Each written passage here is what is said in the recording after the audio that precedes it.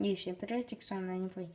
И сегодня я буду говорить вам о такой теме, как, вот, например, представьте, в каждых магазинах есть вот такая вот штучка, которая прицепляет. Давайте сейчас включу свет. Вот, хотя она только хуже. Вот такая вот штучка с иголкой на конце. И чтобы очень легко развести огонь, вам не надо там 100 спичек бросать, чтобы там один раз зажглось. Вам достаточно маленькой бумажки, вот такой вот острой штучки.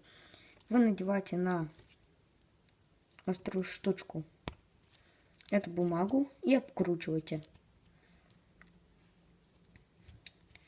Потом вы ее поджигаете, бросаете огонь, все очень легко. Ну, не в огонь сначала, после этого вы поджигаете листик, от листика маленькую палочку, от маленькой палочки уже костер.